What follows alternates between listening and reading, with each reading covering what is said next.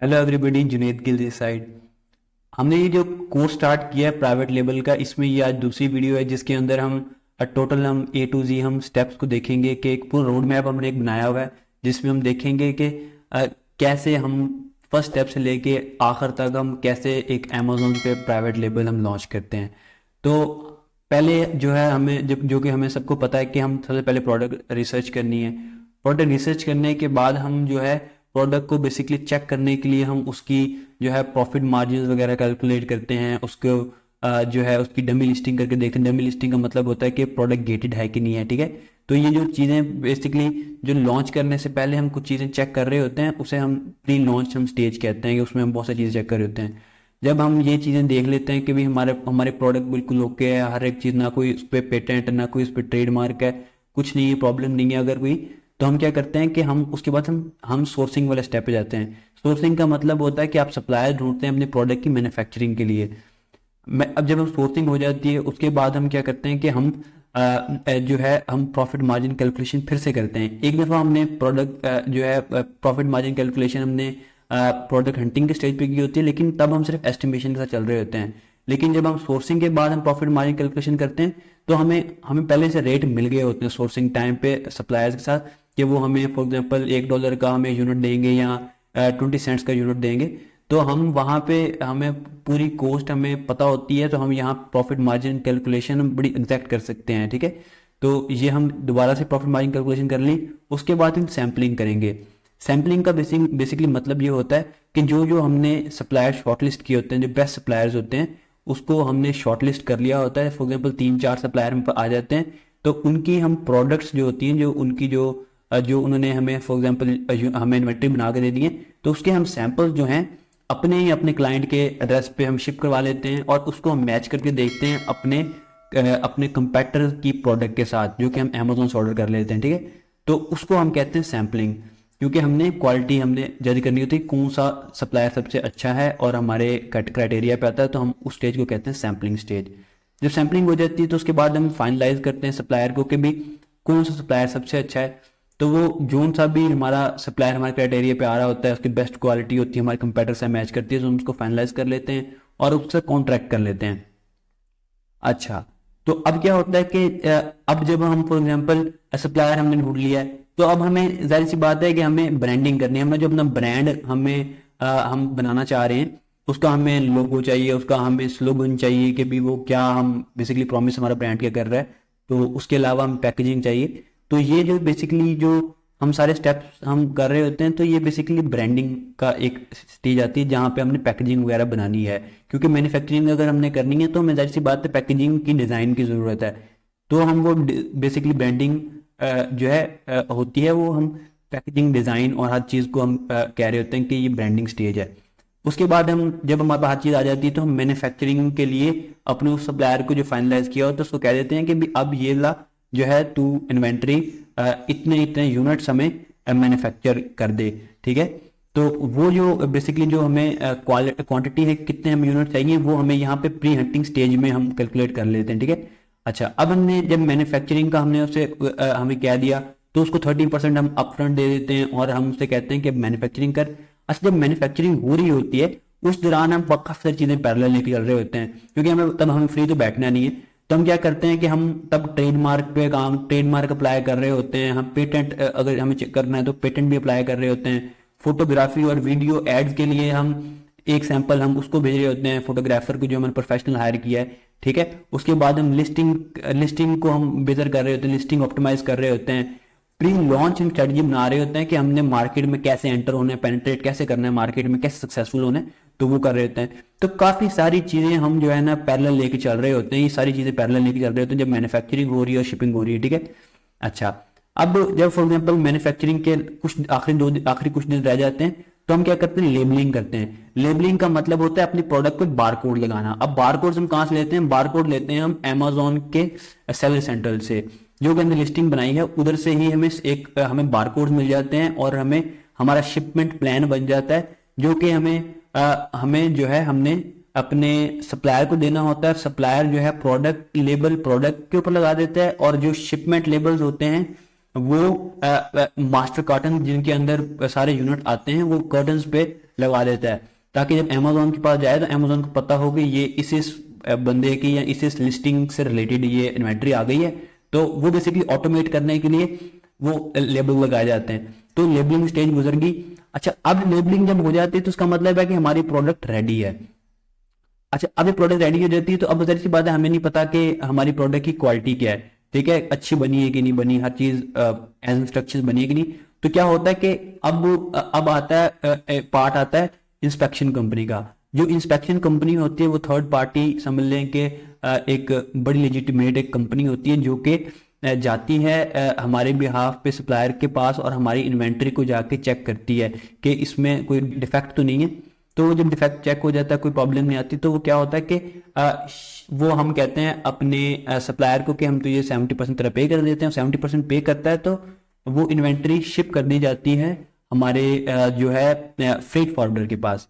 अच्छा, जब freight forwarder के पास आ जाती है इन्वेंट्री तो फ्रेट फॉरवर्डर का मतलब है कि शिपिंग कंपनी हमारी बेसिकली वो शिपिंग कंपनी वेट करके बताती है और उसके हिसाब से म्यूटेशन देती है और वो हमें वो कर लेती है। अब वो हमारी अमेजोन को इन्वेंट्री हमारी भेज देती है, ठीक है।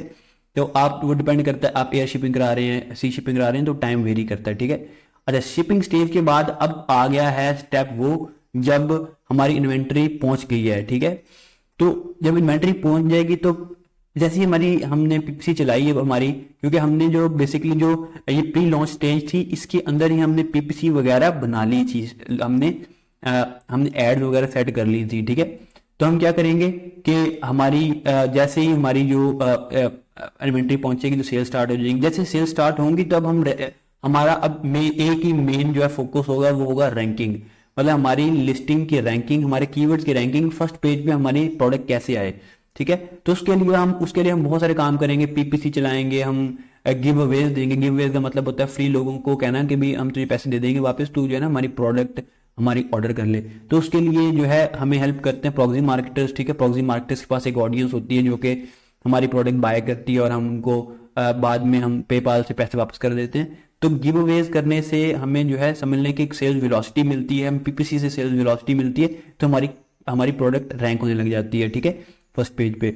और साथ ही हम प्रोडक्ट रिव्यूज पे काम कर रहे होते हैं। प्रोडक्ट रिव्यूज हमें कुछ अमेजोन के जो प्रोग्राम्स हैं जैसे वाइन रिव्यूज हैं और जो है कैप्टन एम्स एक सॉफ्टवेयर है, उसके अलावा जो ये गिवअवेज होते हैं इसके अंदर भी हमें रिव्यूज बन रहे होते हैं। तो ये रिव्यूज बेसिकली बनाना ये भी एक जो है ना मतलब कि एक स्टेप होता है कि लॉन्च के बाद जो हम कर रहे होते हैं, ठीक है। अच्छा, जब हम ये कर लिए स्टेप, अब हमें जो है समझ लें कि हमारी रैंकिंग वगैरह हर चीज हो रही है। हमने जो पीपीसी चलाई हुई है हमने उसको हर 15 से 20 दिन के बाद हमने उसको ऑप्टिमाइज करना है। पीपीसी ऑप्टिमाइजेशन का बेसिकली मतलब है कि जो हमारी जो एड चल रही है उसकी जो बिड्स हैं, उसकी जो कीवर्ड्स हैं वो कैसे परफॉर्म कर रहे हैं। अगर वो अच्छा परफॉर्म कर रहे हैं तो हम उसको प्रमोट करते हैं और अगर वो अच्छा काम नहीं कर रहे तो हम उसको नेगेटिव टारगेटिंग करके उनको बंद कर देते हैं कीवर्ड्स को, ठीक है। तो ये बेसिकली पीपीसी को प्रॉफिटेबल करना या उसकी एड कॉस्ट कम करना, इसे हम पीपीसी ऑप्टिमाइजेशन कहते हैं। अगर फॉर एग्जांपल हमें लगता है कि हमारी सेल्स हमें अच्छी मिलने लगी है, तो जैसे ही हमें नजर आता है कि सेल्स अच्छी आने लगी तो हम रीऑर्डर करते हैं। अच्छा, अब ये याद रखिए आपने रीऑर्डर इतना पहले कर लेना है कि भी आपकी फॉर एग्जांपल जितना भी लैंडिंग टाइम है, फॉर एग्जांपल आपका मैन्युफैक्चरिंग और शिपिंग टाइम मिला के आपको जितना भी टाइम है उससे, ताकि ये ना हो कि भी आपका इतना ज्यादा टाइम है और वो उतनी देर में पहुंचे ना और आप आउट ऑफ स्टॉक हो जाए। आप आउट ऑफ स्टॉक होंगे सारी आपकी मेहनत जाया। तो रीऑर्डर आपने वक्त से पहले कर लेना है और जैसे ही आपकी रीऑर्डर हो जाएगी, आपकी नेक्स्ट इन्वेंट्री आएगी, आप उसको सेल करें और आपको ऐसे फॉर एग्जांपल सर्कल चलते रहेंगे और आपको लगता है कि आपकी प्रोडक्ट कामयाब हो रही है, तो फिर आप एक नई वेरिएशन लॉन्च कर सकते हैं। फॉर एग्जांपल आप कंपेटिटर्स हैं उनके पास ज्यादा वेरिएशन हैं, तो आप फिर अब देखें उनकी कौन सी बेस्ट परफॉर्म कर रही है वेरिएशन, तो आप भी वो वेरिएशन लॉन्च करें, ठीक है। लेकिन आपने वेरिएशन तब तक लॉन्च नहीं करनी जब तक आपकी पहली वाली वेरिएशन कामयाब नहीं हो गई है, उस पर रिव्यूज काफी नहीं हो गई, या वो प्रॉफिटेबल तो बेसिकली नहीं होगी तब तक। प्रॉफिटेबल तो आपकी दूसरी वेरिएशंस के साथ ही होगी, लेकिन वो अगर फॉर एग्जांपल रैंक हो गई है तो फिर आप जो है दूसरी वेरिएशन को लॉन्च करें, ठीक है। तो ये बेसिकली कंप्लीट साइंस है जो मैं स्टेप समझा दिए। उसके बाद मैं आपको स्लाइड एक एक करके दिखा देता हूँ, आपने वो रीड कर लेनी है, ठीक है। मैं वहां पे जो सी चीज मैंने यहाँ नहीं समझाई मैं वो वहां समझा दूंगा, लेकिन जो जैसे मैंने स्टेप्स लिखे हैं ना, अब मैंने वैसे ही एक्सप्लेन किए मैं, लेकिन वहां पे मैं टाइम ज़ाया नहीं करूंगा क्योंकि वीडियो बहुत लंबी हो जाती है। आपने उसको रीड कर लेना सारे उनको, ठीक है, स्टेप्स को, ताकि जो है आपको, क्योंकि वो बहुत डिटेल लिखा हुआ है, आपको समझ आ जाएगी, आसान इंग्लिश लिखी हुई है। ये प्रोडक्ट जो रिसर्च स्टेज है वो मैंने यहाँ पूरा लिख दिया है कि भी आपको, आप जो मैंने बता दिया कि भी आपका अगर खुद का ब्रांड है तो फिर आपको अपनी कैटलॉग में से जो बेस्ट प्रोडक्ट है वो निकाल के आपको मैन्युफैक्चर करनी है, लॉन्च करनी है, ठीक है। और अगर फॉर एग्जांपल आप नए ब्रांड बना रहे हैं तो आपको प्रोडक्ट रिसर्च पूरा करना पड़ता है, और उसके लिए आप जो है ये जो इसी प्लेलिस्ट के अंदर जो प्रोडक्ट हंटिंग की वीडियोस हैं वो देखें, ठीक है। इसके बाद जो पोस्ट हंटिंग स्टेज आते हैं, जो हंटिंग के बाद हमने जो चीज़ें लेके चलनी है, फॉर एग्जांपल हम डमी लिस्टिंग बना रहे होते हैं। डमी लिस्टिंग मैंने बता दिया कि भी एक लिस्टिंग बना रहे होते हैं, मतलब कि पूरी कंप्लीट नहीं करते, बस एक फेक लिस्टिंग बना देते हैं, वो डमी लिस्टिंग बनाएंगे। फिर हम कंपैक्टर की एनालिसिस करके कंपैक्टर सेलेक्ट करेंगे, ठीक है, जिनके हमने आगे जिनकी बेसिस पे हमने सैंपल्स हमने सेलेक्ट करने हैं, ठीक है। सेल्स एस्टिमेशन करेंगे कि हमारी कितनी सेल्स आएंगी, ठीक है, पर मंथ आएंगी। और हम जो है लॉन्च का प्राइस, कि हम किस प्राइस पे लॉन्च करेंगे मार्केट में। तो ये बेसिकली सारी चीज़ें करेंगे, इस पे प्री लॉन्च पे आ जाती हैं। हम इसके अंदर जो प्रोडक्ट स्पेसिफिकेशन करेंगे कि वेट प्रोडक्ट का क्या है, हमारी जो स्पेसिफिक जो प्रोडक्ट है उसका वेट क्या है, साइज क्या है, उसमें इंग्रेडिएंट्स क्या हैं, और जो है उसका जो है पेटेंट उस पर है कि नहीं है। अगर फॉर एग्जांपल पेटेंट है तो हम प्रोडक्ट लॉन्च ही नहीं करेंगे, ठीक है। तो प्री लॉन्च में इसलिए आ जाती है, ये ना हो कि मैन्युफैक्चरिंग करा लें तो हमें नजर आया कि इस पर तो पेटेंट था प्रोडक्ट पे, तो हम ये सब चीज़ें पहले ही कर लेते हैं ताकि हमें आगे नुकसान ना हो। रिव्यूज की रिपोर्ट निकालेंगे कि कौन से नेगेटिव रिव्यूज आ रहे हैं प्रोडक्ट को, ठीक है। तो ये सारी चीज़ें जब हम कर लेंगे तो हम आगे जाके फिर हम अपने सप्लायर को हम बेहतर तरीके से बता सकते हैं कि भी यार हमें ये प्रोडक्ट चाहिए। तो जब वो कोटेशन देगा तो उसको पहले से पता होंगे यार ये बातें इनकी स्पेसिफिकेशन थी, ठीक है। सोर्सिंग में आपने जो है सप्लायर्स ढूंढने होते हैं, आप कहीं से भी ढूंढ सकते हैं, बेशक अपनी कंट्री से आप सोर्सिंग कर लें, यहाँ आप चाइना से, वियतनाम से, यूएसए से, जहां से भी मर्जी सोर्सिंग कर लें, जो आपको सही कम प्राइस पड़ते हैं, ठीक है, और अच्छी क्वालिटी आती है। तो जहाँ से आसान है वहां से सोर्सिंग कर लें। लेकिन जो सबसे ज़्यादा ऑटोमेटेड और सबसे फेमस है वो चाइना ही है। और चाइना की जो ये कुछ 3 वेबसाइट्स हैं, अलीबाबा 1688 और madeinchina.com, ठीक है। ये जो 3 वेबसाइट्स हैं ये फेमस हैं। अच्छा, उसके बाद हम प्रॉफिट मार्जिन कैलकुलेशन, जैसे कि मैंने बता दिया कि हम फिर से करेंगे, उसकी ये वजह है कि पहले हमने जो कैलकुलेशन की होती है वो हमें इतनी एग्जैक्ट नहीं होती, लेकिन अब हमें जो कैलकुलेशन करेंगे ये बहुत एग्जैक्ट होगी। और अगर फॉर एग्जांपल आपको प्रॉफिट मार्जिन सही नहीं मिल रहा, अगर, तो आप क्या करेंगे, दोबारा से नई प्रोडक्ट ढूंढेंगे और दोबारा से स्टार्ट करेंगे काम। लेकिन अगर एक सही प्रॉफिट मार्जिन मिल रहा है, क्योंकि आपको कोटेशन तो मिल ही गई है सोर्सिंग स्टेज पे, तो आप जो है अब फिर अगले स्टेज पे मूव करेंगे। अगर जो सैम्पलिंग स्टेज है, बेसिकली अगर आपको प्रॉफिट मार्जिन आपको ठीक मिल रहा है, ठीक है। सैम्पलिंग में वही मैंने आपको पहले बता दिया कि आपने सारे जितने भी आपने फॉर एग्जांपल 50 सप्लायर से बात की, उसमें से आपने 3 से 5 सप्लायर आपने सेलेक्ट किए जो कि आपके क्राइटेरिया पे थे। क्राइटेरिया ये है, आपने पढ़ लेने का अच्छा रिस्पॉन्स रेट हो, कैटेगरी, जिस कैटेगरी की प्रोडक्ट आप ढूंढ रहे हैं उसी कैटेगरी में वो एक्सपोर्ट हो, ठीक है। क्योंकि कैटेगरी में सप्लायर एक्सपोर्ट होना बहुत इंपॉर्टेंट है, क्योंकि वो अच्छी प्रोडक्ट बना सकता है, ठीक है।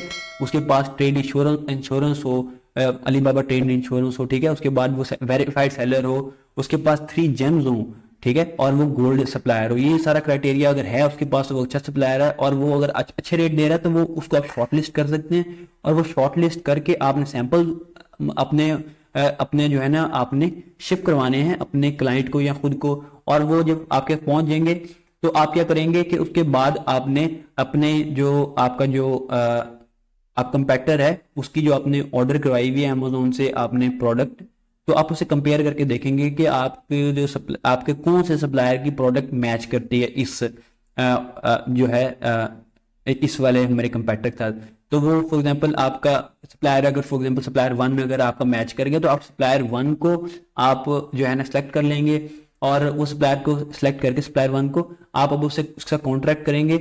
और उस कॉन्ट्रैक्ट में हर चीज़ लिखेंगे कि भाई तुझे हम 34% पहले देंगे, 70% बाद में देंगे। अगर इंस्पेक्शन फॉर एग्जांपल के फॉल्ट आते हैं तो इंस्पेक्शन की फ़ी तू भरेगा। और जितने भी प्रोडक्ट की जितनी डिटेल्स होती हैं या उसने रिव्यू अपने रिपोर्ट पढ़ के जो आपने उसको कहा होता है कि ये चीज़ें हैं तूने बेहतर करनी है, तो वो सब चीज़ें कॉन्ट्रैक्ट में लिखते हैं।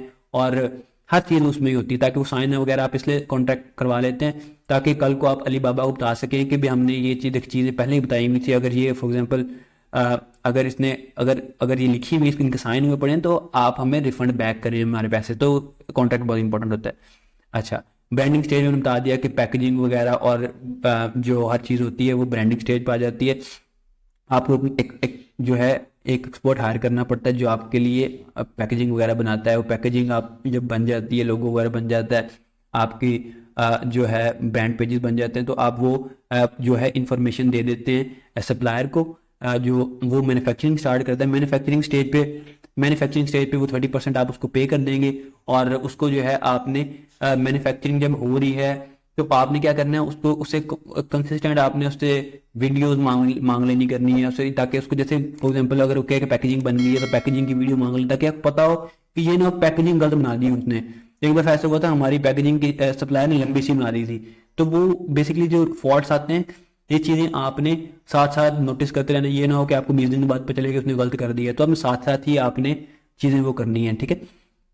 तो जब वो फॉर एग्जांपल पैकेजिंग आपकी बन जाए तो जो आपने जो एक सैंपल दोबारा से रेडी करवाना है जिसके अंदर अपनी प्रोडक्ट रखवानी है, और वो पैकेजिंग समेत आपने अपने फोटोग्राफर के पास आपने शिप करवा देना है, क्योंकि फोटोग्राफी जो है वो साथ साथ हो जानी चाहिए मैन्युफैक्चरिंग के दौरान ही, ताकि आपने क्योंकि लिस्टिंग रेडी करनी है, चीज़ें रेडी करनी है, तो आपने फोटोग्राफर को भेज देनी है, क्योंकि वीडियो वगैरह एड वगैरह उसने बना ले ताकि वो कंटेंट रेडी कर ले, ठीक है। अच्छा, इस स्टेज के ये वही स्टेज है जिसमें मैंने कहा था कि भी आपने मैन्युफैक्चरिंग और शिपिंग के टाइम पे, जब आप मैन्युफैक्चरिंग कर रहे हो, शिपिंग जब मैन्युफैक्चरिंग और शिपिंग बेसिकली लोग कर रहे हैं आपके लिए, तो आपने क्या करना है कि आपने उस दौरान आपने बहुत सारे काम कर रहे होने, आपने ट्रेडमार्क आपने स्टेट की वेबसाइट पे फाइल कर रहे होने, आपने ब्रांड रजिस्ट्री अमेज़न से लेनी है, तो पेटेंट अगर फॉर एग्जांपल आपकी प्रोडक्ट डिफरेंट है तो तब पेटेंट अप्लाई करते हो, नहीं तो नॉर्मल केसेस में नहीं होता अप्लाई। तो पेटेंट का फायदा ये होता है कि आप जो है ना यूनिक सेलिंग कर सकते हो मार्केट में, आपका कोई कंपेटिटर नहीं होता, आप अकेले सेलर होते हो, ठीक है, जो उसे उस तरह की प्रोडक्ट बेच रहा होता है। फिर उसके बाद आप फोटोग्राफी वगैरह जो मैंने पिछले उसमें बता दिया कि आप सैंपल भेजते हो तो फोटोग्राफर जो है आपका आपके लिए फोटोग्राफी करता है, वीडियो एड बनाता है, और आप उसकी से लिस्टिंग तैयार करते हो। लिस्टिंग बेसिकली आप लिस्टिंग को प्रॉपर ऑप्टिमाइज करते हो, कीवर्ड वगैरह डाल के, टाइटल वगैरह, बुलेट पॉइंट्स और हर चीज़ कीवर्ड अपनी लिस्टिंग को रेडी करते हो। अपनी प्रोडक्ट को लाइव होने से पहले पहले आपने हर चीज़ करनी है, तो अपनी लिस्टिंग रेडी की। तो ये बेसिकली जो प्री लॉन्च स्ट्रेटजी के अंदर हर चीज़ आ जाती है कि आपने लिस्टिंग बना के उसके बाद आपने पीपीसी आपने सेटअप करनी है। तो पीपीसी सेटअप करने में आप डिफरेंट टाइप ऑफ कैंपेन्स बनाते हो, ठीक है, तो वो सब चीज़ें जो है ना वो आ जाती हैं प्री लॉन्च में। अच्छा, उसके बाद क्या होता है कि भी आप लेबलिंग करते हो। लेबलिंग में मैंने आपको पहले बता दिया कि भी आपने जो है अपने सेलर सेंटर से शिपिंग लेबल्स और प्रोडक्ट लेबल निकालने हैं और सप्लायर को देने हैं। सप्लायर पेस्ट कर देगा प्रोडक्ट लेबल पे प्रोडक्ट लेबल, और जो मास्टर कार्टन होते हैं उनके ऊपर शिपिंग लेबल, ताकि अमेजोन के पास जब इन्वेंट्री पहुंचे तो अमेजोन पता हो कि भी कौन सी लिस्टिंग के साथ की ये है, ठीक है। अच्छा, उसके बाद हम इंस्पेक्शन का स्टेज आ जाता है, जिसमें मैंने बताया आपको कि थर्ड पार्टी इंस्पेक्शन कंपनीज जाती हैं हमारे मैन्युफैक्चरिंग फैसिलिटी के अंदर जहाँ पे बन रही है प्रोडक्ट हमारे सप्लायर के पास, और वो चेक करती हैं कि भी कोई गलती तो नहीं आई, ठीक है। तो अगर फॉर एग्जांपल कोई गलती नहीं आई तो वहाँ से आप सप्लायर को कहते हैं कि 70% ले, हम अपनी बैलेंस अमाउंट ले और शिप कर दें हमारे फ्रेट फॉरवर्डर के पास। लेकिन अगर फॉर एग्जांपल कोई फॉल्ट आ गया है, ठीक है, अगर माइनर फॉल्ट है तो आप सप्लायर को कहें कि ये चीज़ें हैं, ये चीज़ें हैं गलत आई हैं, इसको वो चेंज कर देगा, ठीक है। अगर मेजर डिफॉल्ट अगर फॉल्ट्स आए हैं तो वो क्या होगा कि भी दोबारा से इंस्पेक्शन होगी, और वो जो है उससे पहले वो इन्वेंट्री को दोबारा बनाएगा, और वो जो है और वो जो बेसिकली इंस्पेक्शन के पैसे हैं वो भरेगा, क्योंकि हमने पहले बात उसे कॉन्ट्रैक्ट में कर ली होती है कि भाई अगर फॉर एग्जांपल तूने ये पॉइंट्स हमारे ना क्लियर किए तो तू इंस्पेक्शन वो करेगा, क्योंकि साइन किया होता है तो हम अलीबाबा पे डिस्प्यूट भी ओपन कर सकते हैं। अच्छा, अब जो है फॉर एग्जांपल हमें हमारे फ्रेट फॉरवर्डर के पास पहुंच गई इन्वेंट्री, उसने वेट कर लिया, अब उसका सारा काम है उसने खुद ही पहुंचानी है अमेजोन के वेयर हाउस में, ठीक है, जो है हमारी इन्वेंट्री, ठीक है। जैसे ही इन्वेंट्री हमारी लाइव हो जाएगी, हमारी इन्वेंट्री फ्रेट फॉरवर्डर पहुंचा देगा, तो अब क्या होगा कि हमने रैंकिंग पे काम करना है, रैंकिंग हमारी गिव अवे से, पीपीसी से और रिव्यूज वगैरह जनरेट करना है, सारे के सारे प्रोसेस से हमारी रैंकिंग होगी, ठीक है। जब रैंकिंग हो जाएगी तो फिर हमारी जो है समझ लें प्रोडक्ट आस्ता आस्ता प्रॉफिटेबिलिटी की तरफ जाती जाएगी, ठीक है। अच्छा, अब जो है हम जो बात कर लेते हैं कि पीपीसी ऑप्टिमाइजेशन क्या है। पीपीसी बेसिकली मैंने पहले बता दिया कि जो एड्स की कॉस्ट को कम करना, आहिस्ता आहिस्ता कीवर्ड्स को, अच्छे कीवर्ड्स को प्रमोट करना, और गलत कीवर्ड को जो गलत काम कर रहे हैं उनको नेगेटिव करना, नेगेटिव टारगेटिंग करना। तो ये बेसिकली इसे हम कहते हैं पीपीसी ऑप्टिमाइजेशन। जो 25 हमारी मैक्सिमम जो है एड कॉस्ट हम बेयर कर सकते हैं। अगर 25 से अगर फॉर एग्जांपल नीचे जा रही है तो अच्छी बात है, अगर 25 से ऊपर जा रही है तो ये जो है ना कॉस्ट हमारे लिए अच्छी नहीं है। स्टार्ट के अंदर आपकी जो होगी कॉस्ट वो ज़्यादा ही होगी, क्योंकि स्टार्ट के अंदर ना रिव्यूज होते हैं, क्योंकि एड कॉस्ट आपको पड़ती है क्लिक के ऊपर। अगर कोई आके पीपीसी का मतलब ही पे पर क्लिक है, ठीक है। अगर कोई आके आपको कस्टमर क्लिक कर रहा है, उसको नजर आता है रिव्यूज ही नहीं है, और तो वो बाय करने के बगैर चल जाता है, ठीक है। लेकिन कुछ होते हैं जो कस्टमर्स होंगे वो आपकी देखेंगे कि आपकी तो इतनी प्यारी वीडियो है और आपकी प्रेजेंटेशन बहुत ज़बरदस्त है, तो आपकी प्रोडक्ट बाय करके चल जाएंगे, ठीक है। तो वो आपको बेसिकली ऑर्गेनिक सेल देते हैं, लेकिन मोस्टली नहीं करेंगे बाय, तो वो आपकी पीपीसी इसलिए हाई रहेगी, ठीक है। तो आपकी बेसिकली पीपीसी ऑप्टिमाइजेशन आप साथ साथ करते रहेंगे, ठीक है। तो पीपीसी ऑप्टिमाइजेशन आपने डेली बेसिस पे नहीं करनी, क्योंकि पैनिक आप कर सकते हैं अगर फॉर एग्जांपल इतनी ऐड आ रही हो, ऐड कॉस्ट आ रही होगी तो। लेकिन आपने सुकून से बैठना है और 15 से 20 दिन के बाद आपने पीपीसी ऑप्टिमाइजेशन करनी है, ठीक है।